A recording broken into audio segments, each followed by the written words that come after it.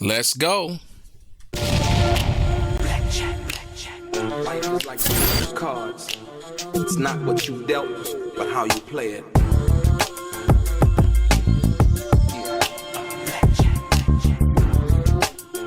Play each situation correctly. I remember they used to laugh at a brother.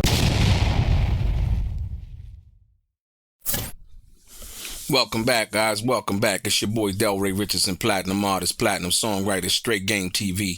Thank you for tuning in. I appreciate your time. Do me a favor, click on what appears to be that little bell notification if you want to be brought up on this Straight Game every time I drop it. Also, hit the thumbs up button.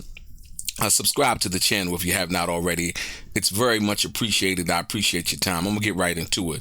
Ladies and gentlemen, I was asked, based on yesterday's situation and Keffe D being denied for bail, in regards to trying to receive or buy the rights to Keffe D's book in exchange for bailing him out of prison. And I would have went about it the whole different way had I wanted to buy Keffe D's rights to his book, or in an example of anybody wanting to buy the rights to his book, thinking that they probably could possibly make money in regards to his life, as well as or the admission in regards to the Tupac assassination in his book, and basically him speaking on that. And I think that was one of the things, as you read the book, you understand that that was the catalyst and the motivation, I would think, more than anything, for people to be interested in the book. Him speaking about it after he had the proffer agreement, thinking that he could write the book and everything would be cool from that perspective, right? So, me personally, I thought it was a bad move to attach any kind of guarantee or any kind of bail review or getting him out on bail in regards to that situation, if you will. I wouldn't approach it like that. Like I said, I would have consulted with an attorney before I would have did it like that and found out the way. Not to say that Wack didn't or anything like that, because I don't know the intricacies of his business and as far as how he the troubleshooting method in which he came to the decision that it would be contingent on Keffe D getting out on bail. You know, me personally, if I were to go at a situation like that, and this is just for clarification for the questions that were asked, I wouldn't have attached the bail situation to it. I would have basically, because see, you got to understand that book, in approaching it from this perspective, the book was published before Keffe D was arrested. And so to say that he could at that particular time profit off of his story in regards to the Tupac situation, in regards to his story, you know, and the title of the book and things of that nature. What I found ironic was, once again, he basically said on Vlad, as they played the Vlad interview, contradicting Wack 100 in court, when they asked him the question in regards to have you ever said that, you know, you were going to or the bail situation was about you making a movie and so on and so forth, and then they played the Vlad interview basically contradicting what he had said over the Zoom chat connecting to the courtroom, right? The way I would have approached it was, I wouldn't have done a bail situation in regards to that, because the book was published before Keffe D was arrested. And so with that being said, the aspect of profiting from the story when the book was already published, then you could say, well, now that this was predated way before I was arrested, so it wouldn't be viewed as the same thing in him selling his life rights to the book, because the book was already published.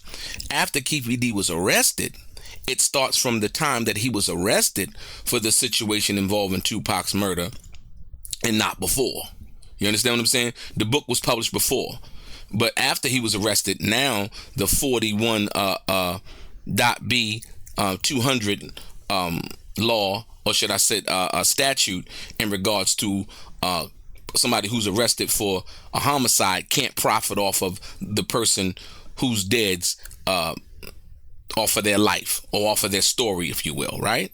So that only kicked in after Keffe D was arrested.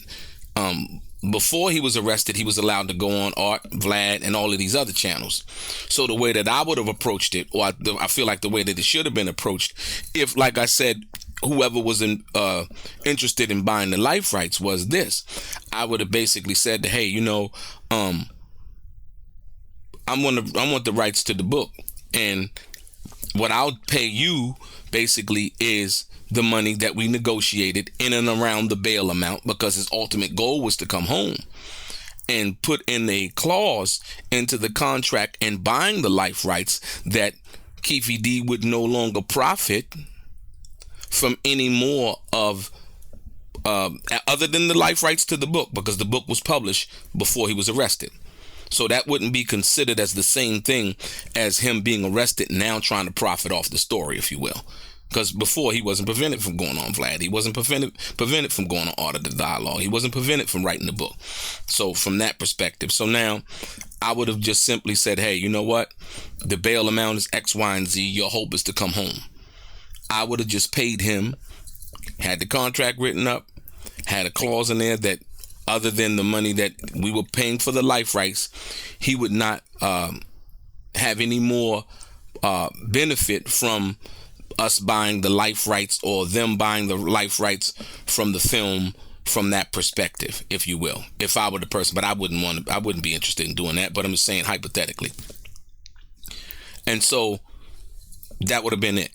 It would have been a one-time payment. Then Keffe D in turn now could have shown that he sold the life rights to his book, right? It wouldn't have been necessarily him profiting off of the Tupac situation, because that was part of his life, if he's saying that. You understand what I'm saying?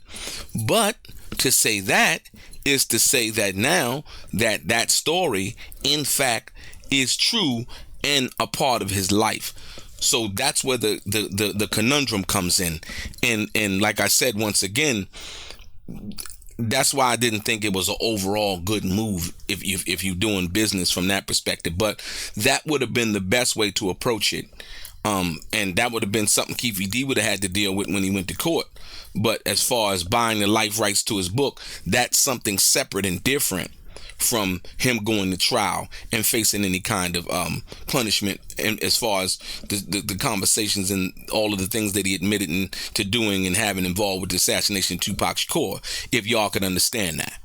So book written prior to him, being arrested. He was profiting off of the book. That was, his book, his life story, held up the book. Yo, all of this is true. Don't believe no police officers. Don't believe no industry niggas. You got it right here. It's $20 or whatever he was saying for the book, for the price of the book, right? Okay, approach it from that perspective. Now what we're going to do is, if I was interested, or anybody who was interested in doing it, I'm just going to pay him the money.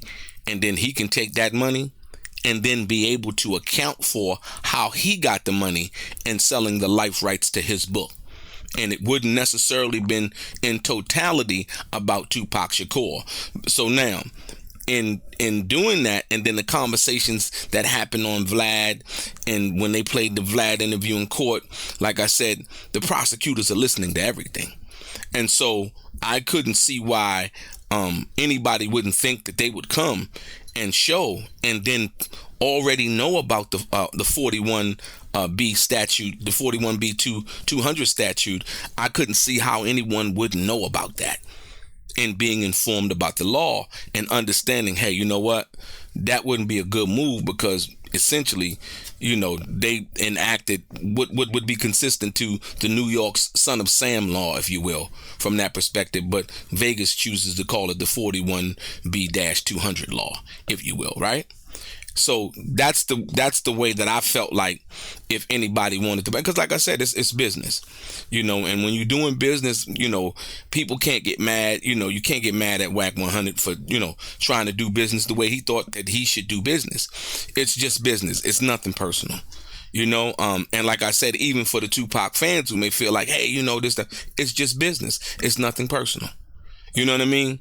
You know, and like I said, I don't hold a grudge against nobody. That's not what this is about. This is not about grudges.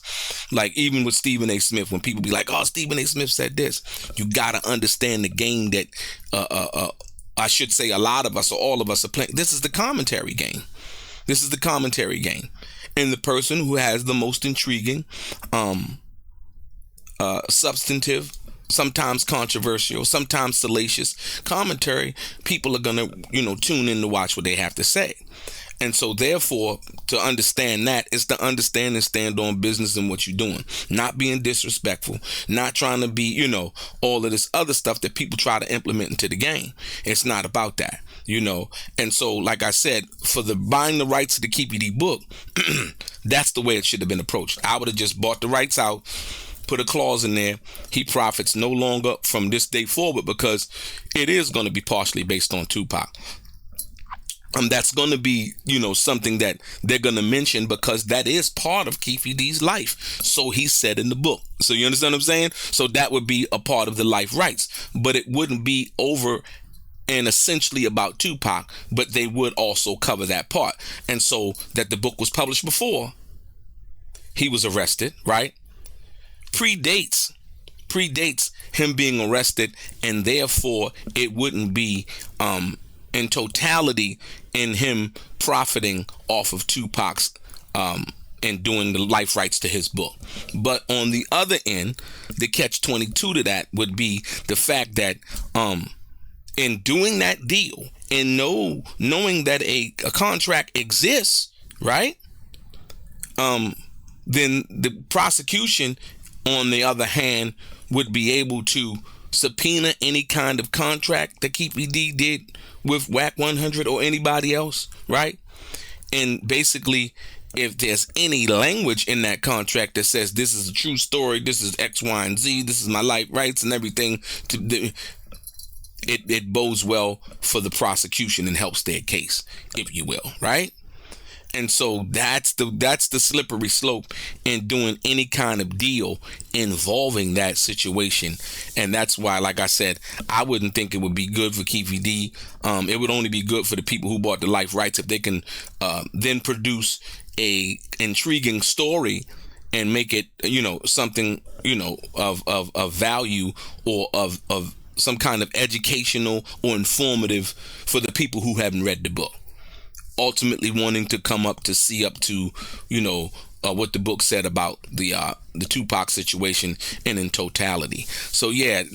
So the questions that I was asked in regards to that, that's the way, if I were to do it, which I wouldn't, to be clear, that's the way that I would have did it. I would have did it like that, and basically stipulated that he wouldn't have profited from the date of signing this life rights buy. And this was a one-time deal for the amount of money. And then now Keffe D can go and say, hey, you know what? I got the money to pay for my bail. And then the money, he could have said, well, hey, they would have been like, well, where'd you get the money from? I sold the life rights to my book. And then the prosecution probably still could argue, well, the book does contain something about Tupac, but it's my life rights. And then they would have been like, oh, okay, it's your life rights. They probably wouldn't even have argued it. They probably would have let it go. No, you know what? We're going to let this go. We're going to let it go, because then they would bring it back up in the case. Oh, you did a life rights for your book. So this book is about your life. X, Y, and Z, and Z, and Z, and Z, and so on forth. So, yeah. So that's what I think. Like I said, in approaching that. But, yeah, it's crazy, man. It's crazy. And like I said, I wasn't sure whether, you know, he was going to be granted bail or not. But after watching and observing what I saw from that perspective, I kind of seen like, nah, this is not going to be, it's not going to go as, and then listening to the conversation that they played in court. And like I said, does Keffe D know that he's being recorded in prison, or does he not even care? That's the question. I mean, he has to know, because I'm sure there's cameras, because they had the camera as well as the audio. Does he know, or does he not care? You know? And so, because like I said, when you think about the WAC 100 situation, I mean, I got to look at it. Wack was trying to make a business deal, and Keffe D was going to win from the situation.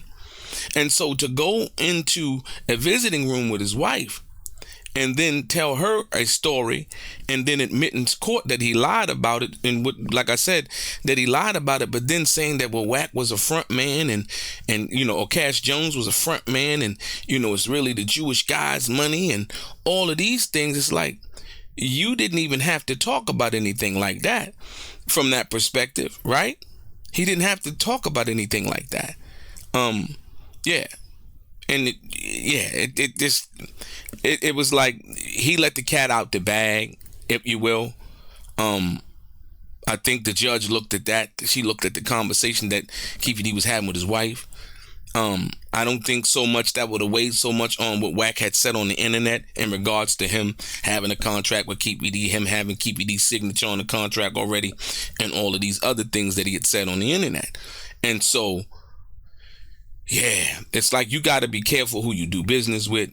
A lot of people like to talk, and they like to, they get in front of the business instead of, real business opportunities like that.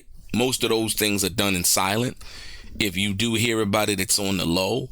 For a lot of the big companies and book publishers and things like that, and movie companies that do acquire the life rights to certain autobiographies and things of that nature. A lot of that stuff is done under the low. You're not hearing it on YouTube. You're not hearing it on the internet. You're just not hearing it all over the place like that. And so, but yeah, that's the way that I think that, in a way to for the prosecution not to say that, hey, you know what, they're profiting off of Tupac, it's going to be about Tupac and all of those things. I think that would have been the way to do it, but it wasn't done that way. Not to say that it still can't be done that way. And perhaps, yeah, he could possibly still get out on bail, but I don't know about that, at this particular point, because like I said, yeah, that would be a different situation.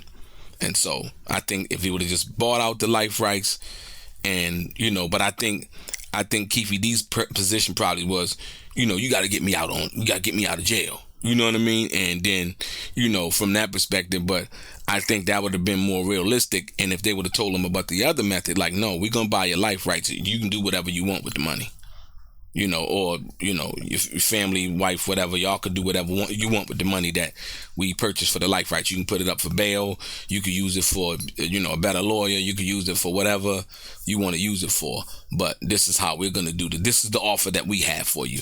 And he had the right to refuse that offer. And so, but we are here where we are now. Yeah, it's, November 4th is moving ever close. And we're going to see what really happens with this situation. And I think the optics of what we saw yesterday, it doesn't really bode well for Keffe D at this particular point. He, like I said, once again, him using profanity in court and just not trying to show a better side of himself to the judge. You can't talk to the judge like you would talk to people in the street. You just can't do that. There's a respect level when you go into a courtroom. And like I said, and the judge, she's a powerful individual at that particular point. She basically holds your freedom in her hands.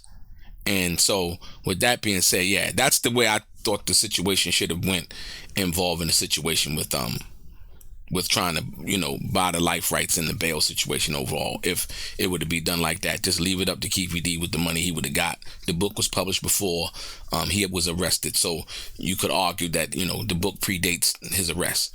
And so that was already out there. And I think that would have been a formidable argument and I think that's an argument that possibly could have been won. But at this particular point, it's water under the bridge now. Your boy DELRAY, straight gang.